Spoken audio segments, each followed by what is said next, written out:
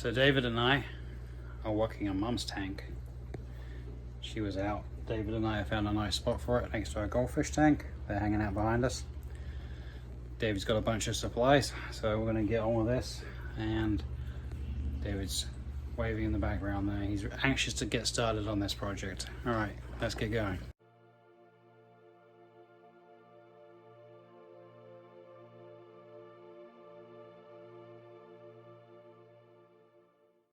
Alright, so Dave, what are we going to do first? We're hooking up the pump. You were supposed to read what the pump said, but okay. Done. So this is a little submersible pump that we got off of Amazon. And I'll put the link in the description below if anybody wants to get one. It wasn't very much money, but it's perfect for this little nano tank that we are doing.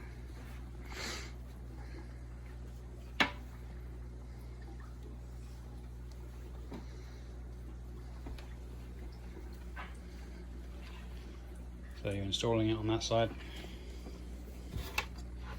Goes in that little pocket in case anybody's never installed one of these. You is trying to orientate it correctly. It's a little bit of a tight space to be working. And goes all the way down there, see.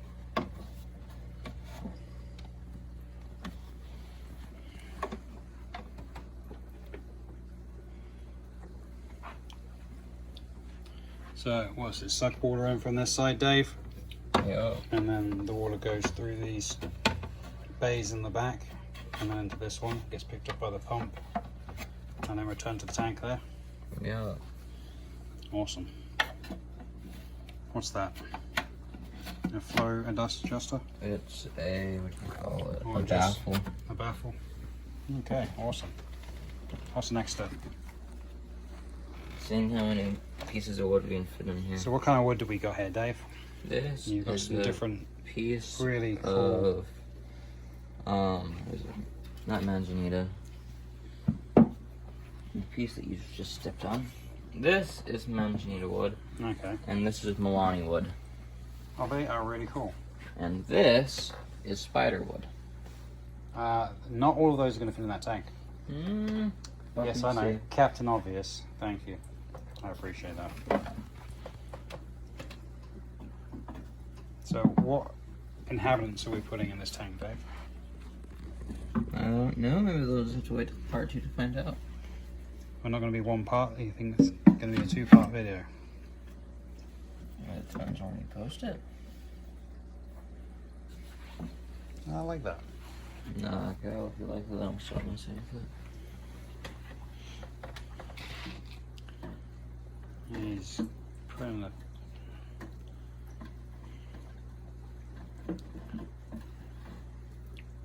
Hey, that looks pretty cool. Doesn't touch any of the glass. Yeah. You put some little air plants in there. Yeah, that looks pretty cool like that. I like that. And he said all 3 pieces aren't going to fit in there. Well, they're not fitting technically in it. They're fitting They're on above it. Yeah. Okay, so we've got the bottom of the tank. What are you going to put in the bottom of the tank? Well, So Dave, this is a bunch of rocks and stuff that you've collected to make a substrate. And the base to escape it. We've got some river stone in there, some other stones. So what are you doing now? Just gonna see how it sits in the tank. yeah. So you're adding some gravel. Now just gravel from other tanks that we had. Yup. Lava rock in this. Cool. It's from Ohio Fish Rescue. Shout out to our friends at the Ohio Fish Rescue. Lots of really small little pebbles, big pebbles. You can see white pieces like that piece there. Yeah. That's crushed clam cells. Okay. From puffer fish I've had in the past, eating Okay. clams. So the crusted cells and the malted cells will go to helping them set by giving more calcium to the water. Cool. And then there's pieces like these black ones here that are aqua soil. Okay. Then there's lava rock, and there's normal gravel, and then there's a lot of detritus mixed in with this. So having a good blend. along with the quartz sand and a few others that are in the base layer. Because it's all been from other tanks, it's covered in beneficial bacteria, which is why I keep it wet. And it's also it has a lot of detritus in it, which is good for the plant growth early on in a new tank. Oh, maybe I want to edit that out. That was pretty good information.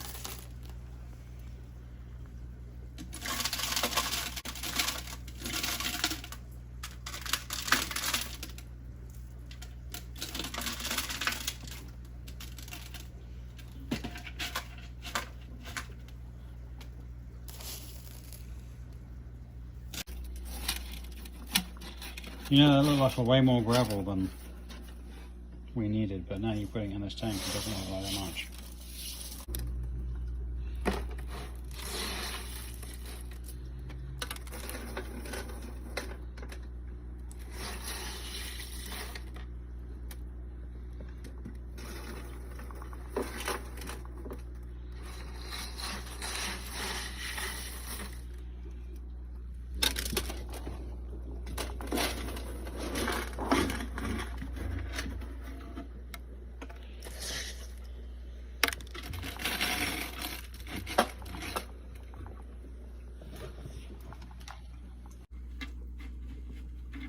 What's that, Dave? You're adding now some sand? Yeah. Natural looking sand. There's some quartz base to it.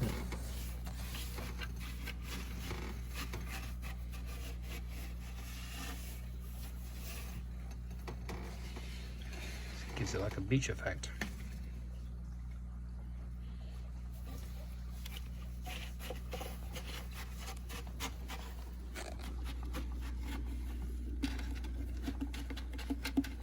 Really cool, Dave. Thanks.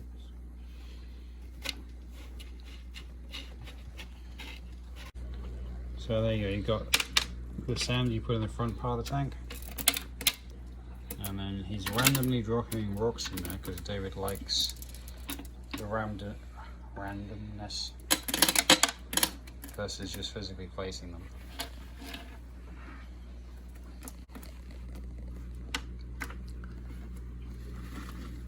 And goldfish are enjoying the entertainment value. I think we're gonna have to do some of these guys' tank here soon, Dave. Can't put them in the basement. No! And then do something with their tank. Do something with their tank? Yeah, after they're in the basement. What tank are they going in? The 200 gallon? Maybe. 200 gallon goldfish tank? Yeah. I know, we're at 750, so. Yeah, that looks good like that. I like that, like a little tree. Yeah. Yeah, it looks good so far. What's the next step, bud? The next step is him escaping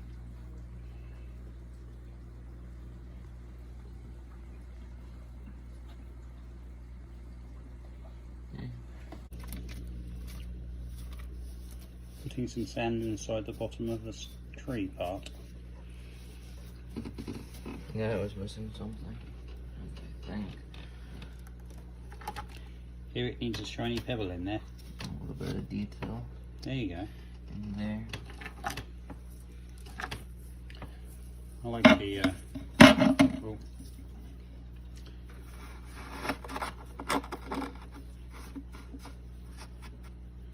Adding some additional elements. And we are slowly filling up the nano tank. So we got the tank. Look at that, we got the tank full of water. A whole 7.4 gallons. It took a hot minute to do that. Looks pretty good, it's a little foggy. So David has got some filter pads that he's going to add to the filtration system in the back. And that should help clear it up, Dave, is that correct? Maybe. Maybe.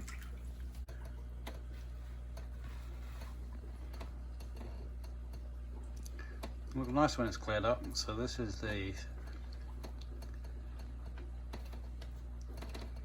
about halfway point, right? We've had this tank cycling for a few days, getting it going. As you can see, he's added some plants at the top, and it's looking pretty good. We've got about 7 little rasboras in here. They have been quite annoying because they keep running through the filter system. But for a nano tank, it's looking pretty good. So we've got some shrimp we're adding to this tank, and we're going to add some plants and some other cool stuff in the next episode. So make sure you hit that subscribe button so you can come and see the end result of this tank. But I just thought I want to show you this guys quick because the tank is looking really cool. It's nice to see these little guys swimming around in it.